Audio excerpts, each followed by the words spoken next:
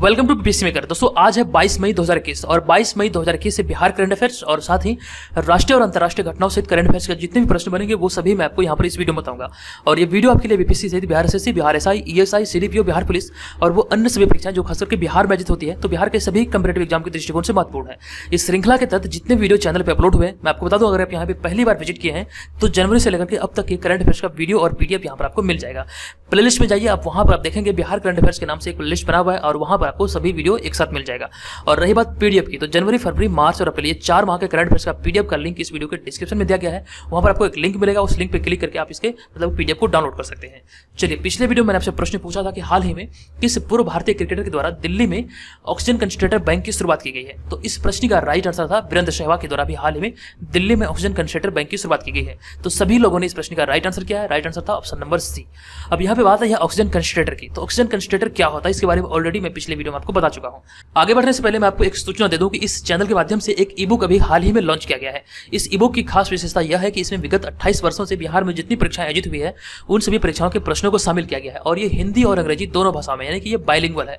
तो सभी लोग इसे डाउनलोड कर सकते हैं और इसका ये वॉल्यूम 1 है और इसमें 2500 से अधिक प्रश्नों को शामिल किया गया है। देखिए, किसी भी कंपेटिटिव एग्जाम में करंट अफेयर्स के बाद जो महत्वपूर्ण सेक्शन होता है वो होता है क्वेश्चन बैंक, यानी कि प्रीवियस ईयर क्वेश्चन का। और प्रीवियस ईयर क्वेश्चन ही मतलब आपके एग्जाम का रूपरेखा आपको बताता है और यहाँ से आपको समझ जाती है कि एग्जाम का पैटर्न कैसा है, किस प्रकार के प्रश्न एग्जाम में पूछे जाते हैं। तो इस दृष्टिकोण को ध्यान में रखते हुए इस चैनल के माध्यम से ई-बुक अभी हाल ही में लॉन्च किया गया है। ये काफी मेहनत के बाद ये तैयार किया गया। आपको यहाँ पे इसमें ई-बुक में कहीं भी कोई गलती नजर नहीं आएगा और ये जितने भी पीडीएफ हमारे द्वारा जारी किया गया है अब तक ये सर्वाधिक बिकने वाला पीडीएफ है, यानी कि पहले दिन ही ये इसका रिकॉर्ड तोड़ सेल हुआ है। तो अगर आप इसे डाउनलोड करना चाहते हैं तो केवल और केवल आपको 100 रुपये पे करना होगा। यहाँ पर आप देख सकते हैं, इसका लिंक आपको इस वीडियो के डिस्क्रिप्शन में दिया गया है। आप वहां पर जाकर इसे डाउनलोड कर सकते हैं। दिए गए लिंक में क्लिक करेंगे तो उसके बाद ये डाउनलोड का ऑप्शन आएगा, वहीं पे आप इसे पेमेंट करके इसे डाउनलोड कर लीजिएगा। ठीक है, ये ध्यान रखिएगा। करंट अफेयर्स के अलावा क्वेश्चन बैंक का सेक्शन जो होता है वो काफी ज्यादा महत्वपूर्ण होता है। अब यहाँ पे हम आगे बढ़ेंगे और देखेंगे मई माह से संबंधित कुछ प्रमुख दिवस व तिथियां हैं जो कि एग्जाम के दृष्टिकोण से महत्वपूर्ण है। तो इसको एक बार मैं पुनः आपको रिवाइज करा दूं। यहाँ पे जब आप चीजों को बार बार देखते हैं तो वो आपको लंबे समय तक के लिए याद रहता है। तो एक बार पुनः आप सभी हमारे साथ दोहराएंगे। 1 मई को मनाया जाता है अंतर्राष्ट्रीय मजदूर दिवस और मई माह का जो पहला रविवार होता है वो विश्व हास्य दिवस के रूप में मनाया जाता है।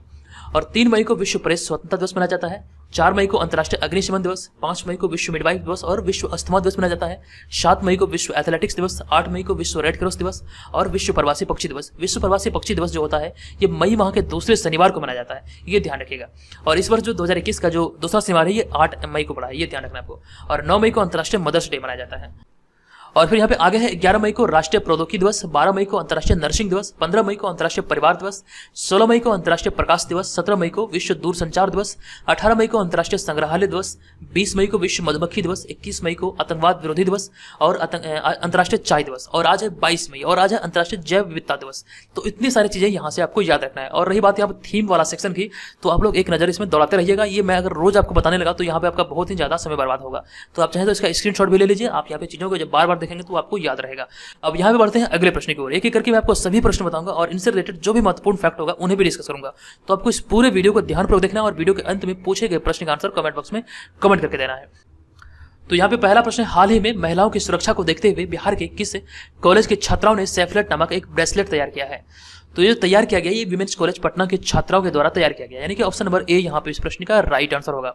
इसके बारे में जानते हैं कि हाल ही में महिलाओं की सेफ्टी को लेकर पटना विमेंस कॉलेज के छात्राओं ने सेफलेट नामक एक ऐसा ब्रेसलेट बनाया है जो हमेशा महिलाओं की मददगार हो गई और इसका निर्माण पटना विमेंस कॉलेज के मतलब कि बीसीए की 5 छात्राओं ने किया है। आप जो इस इमेज में देख रहे हैं यही है ये टेबलेट मतलब कि ब्रेसलेट जिनका नाम है सेफलेट। इस प्रकार से दिखता है और जब ब्रेसलेट को टच करने पर यह अलार्म बजाएगा जो कि 1 किलोमीटर के एरिया में सुनाई देगा। और इतना ही नहीं, उस एक टच के साथ रजिस्टर्ड नंबरों पर मैसेज भी चला जाएगा और ये जल्द ही मार्केट में 1000 से लेकर के 1500 रुपये तक में उपलब्ध होगा। तो इतनी सारी इंफॉर्मेशन को आपको यहाँ पे ध्यान रखना है। टच करने से ये एक प्रकार का मतलब कि आवाज उत्पन्न करेगा जो कि 1 किलोमीटर के दायरे में सुनाई देगा और इसी एक टच के साथ ही रजिस्टर्ड नंबरों पर ये एक संदेश भी भेजेगा। तो ये सारी चीजें यहाँ पर इसे मतलब कि ब्रेसलेट से संबंधित आपको याद रखना है। इसका जो निर्माण किया गया विमेंस कॉलेज पटना के छात्राओं के द्वारा किया गया जो कि बीसीए के 5 छात्राओं के द्वारा तैयार किया गया और इसे मतलब कि ब्रेसलेट का जो नाम है ये है सेफलेट। ये आपको ध्यान रखना, ये महत्वपूर्ण है। अब यहाँ पे बढ़ते हैं, बात आई है बिहार की। तो बिहार से संबंधित चीजों को पुनः देख लेते हैं। ये मैप में बिहार की स्थिति है और बिहार की चौहद्दी जो होती है वो काफी ज्यादा महत्वपूर्ण है एग्जाम के दृष्टिकोण से, उसे आपको ध्यान रखना है। तो उत्तर में है नेपाल, दक्षिण में झारखंड, पूर्व में पश्चिम बंगाल तथा पश्चिम में उत्तर प्रदेश। आप सभी जानते हैं कि बिहार की राजधानी है पटना। राज्यपाल अभी वर्तमान में फागू चौहान, मुख्यमंत्री नीतीश कुमार, राजकीय पक्षी है गोरैया। अभी 20 मार्च को अभी हाल ही में विश्व गोरैया दिवस मनाया गया जिसका थीम था आई लव स्पैरो। राजकीय पशु है बैल, राजकीय वृक्ष है पीपल, राजकीय फूल गंदा और जनसंख्या घनत्व है 1106 व्यक्ति प्रति वर्ग किलोमीटर। क्षेत्रफल की अगर बात किया जाए तो 94,163 वर्ग किलोमीटर बिहार का क्षेत्रफल है। प्रथम राजभाषा हिंदी तथा द्वितीय राजभाषा बिहार की है उर्दू। और लंबाई बिहार की है 345 किलोमीटर, जबकि चौड़ाई है 483 किलोमीटर। और फिर आगे है कि बिहार में विधान परिषद की 75 सीटें हैं, विधानसभा की 243 सीटें और राज्यसभा की 16 तथा लोकसभा की 40 सीटें। और बिहार का जो लोक नृत्य है ये जाट, जाटिन, कजारी, पनवारिया और विदेशा यहाँ के प्रमुख लोक नृत्य है। और जो आप इस इमेज में देख रहे हैं, दो स्वास्थ्य के बीच में बोधि वृक्ष, ये मतलब बिहार का राज्य चिन्ह है। तो इतनी सारी चीजें यहाँ से आपको बिहार से संबंधित याद रखना है। अब बढ़ते यहाँ पे दूसरे प्रश्न पे। हाल ही में बिहार मौसम विभाग से मिली जानकारी के अनुसार किस चक्रवाती तूफान से बिहार को खतरा है? तो इस तूफान का नाम है यास, यानी कि ऑप्शन नंबर बी यहाँ पे इस प्रश्न का सही उत्तर होगा। ये इस वर्ष का दूसरा चक्रवाती तूफान है। अब यहाँ पर इसके बारे में जानते हैं कि हाल ही में पश्चिम में अरब सागर में उठे इस साल के पहले चक्रवाती तूफान ताउते के बाद अब पूर्वी तट पर इस साल का दूसरा चक्रवाती तूफान यास का खतरा मंडरा रहा है। ये आपको ध्यान रखना है, ये इस वर्ष का दूसरा चक्रवाती तूफान है, जबकि ये जो आप ऑप्शन नंबर सी में देख रहे हैं यास, ये इस वर्ष का पहला चक्रवाती तूफान था। और इसके बारे में मैंने ऑलरेडी आपको पिछले वीडियो में कंप्लीट इन्फॉर्मेशन दिया था, ठीक है। तो इतनी सारी चीजें आपको याद रखना है। तो बिहार पे इस तूफान का खतरा मंडरा रहा है और यहाँ पे आगे है कि इससे बिहार को मुसीबत का सामना करना पड़ सकता है। और चक्रवात यास 26 से 27 मई को बंगाल की खाड़ी से टकराएगा, ये आपको ध्यान रखना है। और आगे है कि जितनी बार तूफान आता है उतनी बार अलग अलग देश इसे नाम देते हैं। और इस साल का आने वाला दूसरा तूफान जो है चक्रवाती तूफान, इसका नाम है यास। और यास का मतलब होता है निराशा। और इसका जो नामकरण किया गया है ये ओमान के द्वारा किया गया है। हालांकि यहाँ पे ताउते के बारे में मैंने आपको बताया था कि ताउते का जो नामकरण किया गया है ये म्यांमार के द्वारा किया गया था। और इसका अर्थ होता है शोर करने वाले छिपकली। तो संबंधित चीजें जो भी थी आपको एग्जाम से संबंधित, वो सारी चीजें मैं आपको पिछले वीडियो में ऑलरेडी बता चुका हूँ। ये जो यास तूफान है ये इस साल का दूसरा चक्रवाती तूफान है और इसका नामकरण जो किया गया है ये ओमान के द्वारा किया गया है, जिसका अर्थ है यानी कि यास का अर्थ है निराशा। तो इतनी सारी चीजें आपको यहाँ से याद रखना है। अब बढ़ते यहाँ पर तीसरे प्रश्न पे। तीसरा प्रश्न, हाल ही में चिपको आंदोलन के प्रणेता पद्म भूषण सुंदरलाल बहुगुणा का कोरोना संक्रमण से निधन हो गया है। वे किस राज्य के निवासी थे? तो सुंदरलाल बहुगुणा ये उत्तराखंड के निवासी थे, यानी कि ऑप्शन नंबर सी यहाँ पे इस प्रश्न का राइट आंसर हो जाएगा। अब यहाँ पर इसके बारे में तमाम इन्फॉर्मेशन देखते हैं। हाल ही में चिपको आंदोलन के प्रणेता और स्वतंत्रता सेनानी व पद्म भूषण सुंदरलाल बहुगुणा का 93 वर्ष की आयु में कोरोना संक्रमण से निधन हो गया। ऋषिकेश में एक अस्पताल में इनका निधन हुआ, ये आपको ध्यान रखना है। और उनका जन्म 9 जनवरी 1927 को देवों की भूमि उत्तराखंड में मड़ोडा नामक स्थान पर हुआ था, ये आपको ध्यान रखना। और अब जो इस इमेज में देख रहे हैं यही है सुंदरलाल बहुगुणा, जिनका भी हाल ही में निधन हुआ है। इनका जन्म 1927 में हुआ था उत्तराखंड में। अब यहाँ पे बात है चिपको आंदोलन की। तो चिपको आंदोलन से बहुत बार एग्जाम में प्रश्न पूछा गया है। अब यहाँ से प्रश्न अराइज हो सकता है, तो इसके बारे में जान लेते हैं, ठीक है। तो चिपको आंदोलन क्या है? तो पेड़ों के हो रहे अंधाधुंध कटाई को रोकने के लिए 26 मार्च 1974 को उत्तराखंड के चमोली जिले में ये आंदोलन को शुरू किया गया था। और उस समय उत्तराखंड जो था ये उत्तर प्रदेश का भाग था। अब यहाँ पे आप याद रखेंगे जो इसकी जो शुरुआत हुई थी ये 1974 में हुई थी। हालांकि 1973 में भी मतलब इसके कुछ मतलब अंश देखने को मिलता है। तो 1973 या 74 मतलब कह सकते हैं 1973 से 74 में ये दौरान में मतलब इसकी जो शुरुआत हुई थी चिपको आंदोलन की। और ये उत्तराखंड के चमोली जिले से इसका शुरुआत हुआ था, ये आपको ध्यान रखना है। और इस आंदोलन का जो मुख्य उद्देश्य था, इस उद्देश्य यह था कि व्यवसाय के लिए हो रही वनों की अंधाधुंध कटाई को रोकना। और इसे रोकने के लिए महिलाएं वृक्ष से चिपककर खड़ी हो जाती थी, कुछ इस तरह से जो आप इस इमेज में देख रहे हैं। और इस आंदोलन में महिलाओं ने काफी ज्यादा बढ़ चढ़ के हिस्सा लिया था, तो ये आपको ध्यान रखना है। चिपको आंदोलन का एक नारा था जो काफी ज्यादा प्रसिद्ध हुआ था और आपसे एग्जाम में पूछा भी जा सकता है। तो ये नारा था, जंगल के उपकार, मिट्टी पानी और बयार, मिट्टी पानी और बयार, जिंदा रहने के आधार। एक बार मैं पुनः रिपीट कर दूं, इसका आंदोलन का जो नारा था ये था, जंगल के उपकार, मिट्टी पानी और बयार, मिट्टी पानी और बयार, जिंदा रहने के अधिकार। ये इसका मतलब कि नारा था इस आंदोलन का। और आगे है कि सन 1927 में 27 नहीं बल्कि 87 में इस आंदोलन को सम्यक जीविका पुरस्कार से सम्मानित किया गया था। इस पुरस्कार यानी कि सम्यक जीविका पुरस्कार से सम्मानित किया गया था चिपको आंदोलन को। तो इतनी सारी चीजें आपको यहाँ से याद रखना है। तो यहाँ पे आप याद रखेंगे इतनी सारी चीजों को। अब ये भी आपको ध्यान रखना है कि इस आंदोलन के प्रणेता जो थे ये थे सुंदरलाल बहुगुणा, जिनका भी हाल ही में निधन हुआ है। अब यहाँ पर बढ़ते हैं अगले प्रश्न की ओर। अगला प्रश्न हमारा है, हाल ही में पर्यावरण, वन एवं जलवायु परिवर्तन मंत्रालय के मुताबिक वर्ष 2009-10 और 2021 के बीच पूरे भारत में ट्रेनों की चपेट में आकर कितने हाथियों की मौत हुई है? तो इस दौरान कुल मिलाकर 186 हाथियों की मौत हुई। हालांकि ये सरकारी आंकड़े हैं, तो ऑप्शन नंबर बी यहाँ पे इस प्रश्न का राइट आंसर होगा। इसके बारे में जानते हैं कि हाल ही में जारी पर्यावरण, वन एवं जलवायु परिवर्तन मंत्रालय के आंकड़ों के मुताबिक वर्ष 9-10 और 2020-21 के बीच पूरे भारत में ट्रेनों की चपेट में आकर के कुल मिलाकर 186 हाथियों की मौत हुई है। ये सरकारी आंकड़े हैं, इससे ज्यादा भी मतलब मौत हो सकता है। और प्रत्येक वर्ष 12 अगस्त को संपूर्ण विश्व में विश्व हाथी दिवस मनाया जाता है। तो ये आपको ध्यान रखना है। ऑप्शन नंबर बी यहाँ पे इस प्रश्न का राइट आंसर होगा। 186 हाथियों की मौत हुई है ये दशक में। चलिए बढ़ते हैं अगले प्रश्न पे। 5वां नंबर प्रश्न, हाल ही में इजराइल और फिलिस्तीन के बीच कितने दिनों से चल रहे युद्ध का संघर्ष विराम की मंजूरी दिया गया है? तो इस प्रश्न का राइट आंसर होगा, ये युद्ध पिछले 11 दिनों से चल रहा था, यानी कि ऑप्शन नंबर डी यहाँ पे इस प्रश्न का सही आंसर होगा। अब यहाँ पर इसके बारे में जानते हैं कि इजराइल और फिलिस्तीन के बीच 11 दिनों से चल रहे युद्ध का आखिरकार संघर्ष विराम पर सहमति बन गई है। ये आपको ध्यान रखना है, 11 दिनों से युद्ध चल रहा था। और आगे है, इजराइल के प्रधानमंत्री बेंजामिन नेतन्याहू की सुरक्षा मंत्रिमंडल ने गाजा पट्टी में 11 दिनों के सैन्य अभियान को रोकने के लिए संघर्ष विराम को मंजूरी दे दी है। तो ये आपको ध्यान रखना है, ऑप्शन नंबर डी यहाँ पे इस प्रश्न का राइट आंसर हो जाएगा। चलिए यहाँ पे आगे बढ़ते हैं और देखेंगे छठा प्रश्न। छठा प्रश्न, हाल ही में किस पत्र या फिर पत्रिका के पूर्व एडिटर इन चीफ तरुण तेजपाल को यौन शोषण के मामले में बरी कर दिया गया है? तो इस प्रश्न का सही उत्तर होगा तहलका। ये तहलका पत्रिका के पूर्व एडिटर इन चीफ थे, यानी कि ऑप्शन नंबर सी यहाँ पे इस प्रश्न का राइट आंसर होगा। हाल ही में, इसके बारे में बता दूं कि हाल ही में तहलका पत्रिका के पूर्व एडिटर इन चीफ तरुण तेजपाल को यौन शोषण के मामले में बरी कर दिया गया है। अब जो इस इमेज में देख रहे हैं ये है तरुण तेजपाल। अब यहाँ पर इसके बारे में बता दूं कि कहानी आखिर क्या है। तो दरअसल उनकी एक सहयोगी महिला ने तरुण तेजपाल पर नवंबर 2013 को गोवा के एक 5 स्टार होटल में लिफ्ट के अंदर रेप का आरोप लगाया था, और जिसके बाद 30 नवंबर 2013 को उन्हें गिरफ्तार कर लिया गया था और बाद में जमानत पर रिहा भी कर दिया गया था। ये ध्यान रखना आपको, ये गिरफ्तारी जो हुई थी ये 30 नवंबर 2013 को हुई थी। ये आरोप लगाया गया था एक महिला के द्वारा कि लिफ्ट में उनके साथ रेप किया गया है। और फिर यहाँ पे आगे है कि तरुण तेजपाल पर पिछले 8 साल से ये मामला चल रहा था और तरुण तेजपाल मई 2014 से जमानत पर बाहर हैं। तो अभी हाल ही में मतलब कोर्ट के द्वारा इन्हें बरी कर दिया गया है। तो ये आपको ध्यान रखना, ऑप्शन नंबर सी यहाँ पे इस प्रश्न का राइट आंसर होगा। ये तहलका पत्रिका के पूर्व एडिटर इन चीफ थे। तो इतनी सारी चीजें यहाँ से आपको याद रखना है। चलिए यहाँ पे बढ़ते हैं अगले प्रश्न की ओर। हमारा 7वां नंबर प्रश्न है, हाल ही में मोईद यूसुफ किस भारतीय पड़ोसी देश के नए राष्ट्रीय सुरक्षा सलाहकार के रूप में नियुक्त किए गए हैं? तो अभी हाल ही में भारतीय पड़ोसी देश पाकिस्तान के ये राष्ट्रीय सुरक्षा सलाहकार के तौर पर नियुक्त किए गए हैं। तो ऑप्शन नंबर बी यहाँ पे इस प्रश्न का राइट आंसर होगा। आप जो इस इमेज में देख रहे हैं यही है मोईद यूसुफ। इन्हें अभी हाल ही में पाकिस्तान के राष्ट्रीय सुरक्षा सलाहकार के तौर पर नियुक्त किया गया है। इसके बारे में बता दूं कि हाल ही में पाकिस्तान के प्रधानमंत्री इमरान खान ने राष्ट्रीय सुरक्षा पर अपने विशेष सहायक मोईद यूसुफ को देश का राष्ट्रीय सुरक्षा सलाहकार नियुक्त किया है, और इसके लिए पाकिस्तान सरकार ने अधिसूचना 17 मई 2021 को जारी किया था। तो ये आपको ध्यान रखना, ये अभी हाल ही में मोईद यूसुफ को मतलब पाकिस्तान के राष्ट्रीय सुरक्षा सलाहकार के तौर पर नियुक्त किया गया है। दोस्तों, इस तरह के वीडियो बनाने में काफी ज्यादा मेहनत लगती है। अगर आपको वीडियो से हेल्प मिलती है तो वीडियो को लाइक कीजिए, कमेंट कीजिए और शेयर जरूर किया कीजिए। इस वीडियो का मैं आपको टारगेट दे रहा हूँ 400 लाइक का। अगर आपको वीडियो से हेल्प में हो रही है, आपको लगे कि सच में ये वीडियो हेल्पफुल है, तो प्लीज आप वीडियो को लाइक कीजिए। आपको लाइक करने में केवल 1 सेकंड लगता है और इससे हमारा मोटिवेशन जो होता है वो काफी अधिक बढ़ जाता है और भी आपके लिए मेहनत करने का मन करता है। तो प्लीज वीडियो को लाइक जरूर कीजिए। चलिए अब ये बात आई है पाकिस्तान की। तो पाकिस्तान से संबंधित बहुत सारी चीजें हैं जो कि एग्जाम में पूछे जा सकते हैं, उन्हें देख लेते हैं। तो पाकिस्तान एशिया महाद्वीप में अवस्थित एक देश है और ब्रिटिश साम्राज्य की फूट डालो और शासन करो नीति के परिणाम स्वरूप ही पाकिस्तान का निर्माण हुआ था। ये आपको ध्यान रखना है, फूट डालो शासन करो की नीति के फलस्वरूप ही पाकिस्तान का निर्माण हुआ था। और जो आप इस मतलब इमेज में देख रहे हैं ये पाकिस्तान का राष्ट्रीय ध्वज है।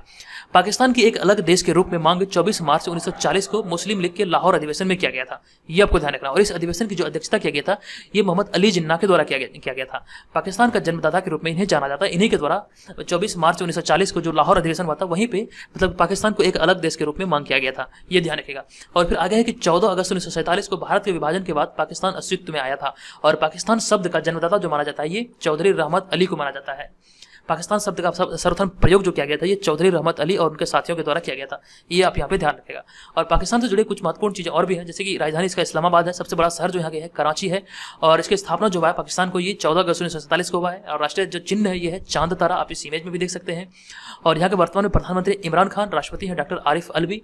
और पाकिस्तान में राज्यों की संख्या ये 8 है। और यहाँ की जो मुद्रा है ये पाकिस्तानी रुपया है। पाकिस्तान के प्रथम प्रधानमंत्री लियाकत अली खान। और यहाँ का जो राष्ट्रीय वृक्ष है ये है देवदार। राष्ट्रीय पुष्प है जो ये चमेली या फिर जैस्मिन। राष्ट्रीय पशु मारखोर। राष्ट्रीय पक्षी चकोर। राष्ट्रीय भाषा जो है ये है उर्दू और अंग्रेजी। और प्रमुख त्योहार जो यहाँ का है यह ईद है। तो इतनी सारी चीजें पाकिस्तान से संबंधित आपको यहाँ पे याद रखना है। किसी भी कॉम्पिटिटिव एग्जाम में यहाँ से आपके प्रश्न पूछे जा सकते हैं। चलिए वीडियो में आगे बढ़ते हैं, लेकिन उससे पहले मैं आपको बता दूं, अगर आप घर बैठे 67वीं बीपीएससी प्राइमरी परीक्षा और बीपीएससी सीडीपीओ इन दोनों परीक्षाओं की तैयारी में लगे हैं तो इस चैनल के माध्यम से आप अपनी तैयारी को बेहतर कर सकते हैं। इस चैनल के माध्यम से जो पेड ग्रुप चला जा रहा है उसे आप ज्वाइन कर सकते हैं। इसका जो मतलब की कीमत है ये इसमें कटौती किया गया है। इसका कीमत अभी 399 नहीं बल्कि इसमें कटौती करके ये 299 किया गया। अगर आपसे ज्वाइन करते हैं तो केवल 299 में आपसे ज्वाइन कर सकते हैं। आप लोग बोलते हैं सर ऑफर नहीं देते हैं, तो अभी ये ऑफर है। बाद में मुझे रिक्वेस्ट मत कीजिएगा। बहुत सारे लोग ऐसे होते हैं कि रिक्वेस्ट कर लेते हैं सर कम कीजिए। तो अभी ऑफर है, आप लोग जितने लोग को ज्वाइन करना है तो ऑफर पीरियड में आप इसे ज्वाइन कर लें। इसको ज्वाइन करने के लिए आपको यहाँ जो व्हाट्सएप नंबर दिख रहा है इस व्हाट्सएप नंबर पे आपको pre21 लिख के मैसेज करना है। ध्यान रहे इस पे कॉल नहीं करना है, ठीक है। आपको मैसेज करना है pre21 लिख के। और यहाँ पर इस पेड ग्रुप के अंतर्गत आपको ये सारी चीजें प्रोवाइड की जाएगी। Test series, Bihar current affairs, साथ में राष्ट्रीय और अंतर्राष्ट्रीय सभी करंट अफेयर्स और साथ ही संपूर्ण बिहार जी के। इसके अलावा बहुत सारी चीजें हैं जो कि सभी मटेरियल जो होंगे आपको पीडीएफ फॉर्मेट में होंगे और सभी आपको पेड ग्रुप में प्रोवाइड किए जाएंगे, ठीक है। तो ये ध्यान रखेगा। यहाँ पे अगर आप इन दोनों परीक्षाओं की तैयारी में लगे हैं तो हमारे पेड ग्रुप को जरूर ज्वाइन कीजिए। ऑलरेडी बहुत सारे मेंबर इसे ज्वाइन कर चुके हैं। चलिए हमें बढ़ते हैं अगले प्रश्न पे। 8वां नंबर प्रश्न, हाल ही में ब्लैक फंगस यानी कि म्यूकर माइकोसिस को महामारी घोषित करने वाला भारत का पहला राज्य कौन बना है? तो अभी ब्लैक फंगस को मतलब महामारी घोषित करने वाला भारत का पहला राज्य हरियाणा बना है। तो ऑप्शन नंबर सी यहाँ पे इस प्रश्न का राइट आंसर होगा। इसके बारे में आपको बता दूं कि हाल ही में मतलब देश के कई राज्यों में ब्लैक फंगस यानी कि म्यूकरमाइकोसिस के मामले तेजी से बढ़ रहे हैं और ऐसे में हाल ही में राजस्थान सरकार ने ब्लैक फंगस को महामारी घोषित कर दिया और ऐसा करने वाला ये भारत का पहला राज्य बना है। ध्यान रखिएगा, राजस्थान ऐसा करने वाला भारत का पहला राज्य बन गया है।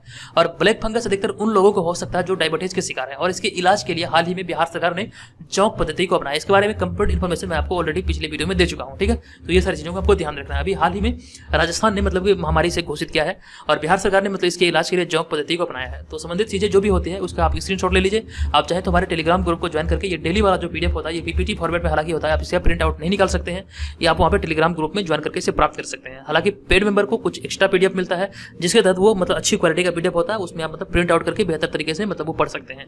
तो मैं आपको सजेस्ट करता हूँ अगर आपके पास मतलब उस तरह का बजट नहीं है, मतलब आप इसे ज्वाइन नहीं करना चाहते हैं, तो आप हमारे फ्री वाले टेलीग्राम को ग्रुप को ज्वाइन कीजिए, वहाँ पर आपका पीडीएफ प्राप्त कर सकते हैं। लेकिन अगर पेड ग्रुप को ज्वाइन करने इच्छुक है तो आप पेड ग्रुप को जरूर ज्वाइन कीजिए क्योंकि वहाँ पर आपको बेहतर चीजें प्रोवाइड की जाती है, ये ध्यान रखिएगा।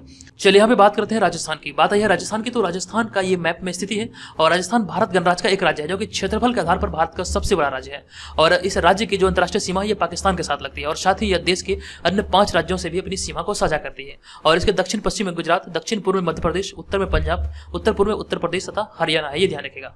और विश्व की पुरातन श्रेणियों में प्रमुख अरावली श्रेणी राजस्थान की एकमात्र पर्वत श्रेणी है जो कि पर्यटन का प्रमुख केंद्र भी है और जो माउंट आबू और विश्वविख्यात दिलवाड़ा मंदिर जो मतलब इसमें सम्मिलित है, ये आपको ध्यान रखना है। और इसके अलावा राजस्थान में 2 बाघ अभयारण्य है जिसका नाम है जो कि पूरे विश्व में प्रसिद्ध है, ये रणथंभौर और सरिस्का जो कि 2 बाघ अभयारण्य है। यहाँ से आपको प्रश्न बनते हैं, आपसे प्रश्न पूछा जाता है कि सरिस्का मतलब ये बाघ अभयारण्य कहाँ पे है, तो ये सरिस्का और रणथंभौर जो है ये राजस्थान में है। और राजस्थान की जो राजधानी है कैपिटल जो इसकी कैपिटल है ये जयपुर है जो कि पिंक सिटी के नाम से जाना जाता है। और यहाँ के गवर्नर जो है ये कालराज मिश्रा है और यहाँ के चीफ मिनिस्टर भी वर्तमान में है अशोक गहलोत। तो इतनी सारी चीजों को यहाँ से आपको ध्यान रखना है। अब यहाँ पे बढ़ते हैं 90 नंबर प्रश्न पे। 90 नंबर प्रश्न, हाल ही में किस राज्य सरकार ने राज्य में लॉकडाउन लगाए जाने के कारण हुए नुकसान की भरपाई के लिए 250 करोड़ रुपए की राहत पैकेज की घोषणा की है? तो किस सरकार के द्वारा मतलब किस राज्य सरकार के द्वारा ये घोषणा किया गया? तो ये घोषणा भी कर्नाटक सरकार के द्वारा किया गया। इसके बारे में बता दूं कि हाल ही में कर्नाटक सरकार ने राज्य में कोरोना संक्रमण के कारण जो लॉकडाउन लगाया गया था, तो लगाए गए लॉकडाउन में हुए नुकसान की भरपाई के लिए 250 करोड़ रुपए के राहत पैकेज की घोषणा की गई है कर्नाटक सरकार के द्वारा। तो कर्नाटक से संबंधित ये सारी चीज यहाँ पे आप याद रखिएगा। अभी हाल ही में मतलब कि ये 250 करोड़ रुपए की राहत पैकेज की घोषणा की गई है और कर्नाटक की राजधानी है बेंगलोर। चलिए इसके बाद हमें 10वां प्रश्न, हाल ही में किस तिथि को विश्व संग्रहालय दिवस मनाया गया है? तो इसका राइट आंसर होगा 18 मई को भी हाल ही में विश्व संग्रहालय दिवस मनाया गया है। इसके बारे में जानते हैं कि हाल ही में अंतर्राष्ट्रीय संग्रहालय दिवस 18 मई को मनाया गया और इसका उद्देश्य जो है ये काफी ज्यादा महत्वपूर्ण है। इसका उद्देश्य है कि लोगों को संग्रहालयों के प्रति जागरूकता तथा उनके कार्यकलापों के बारे में जन जागृति फैलाना और प्राचीन समृद्ध परंपराओं को समझाना इसका उद्देश्य है। परंपराओं के बारे में समझाना इसका उद्देश्य है और इसका मनाने की जो शुरुआत है ये 18 मई 1983 को संयुक्त राष्ट्र के द्वारा किया गया था।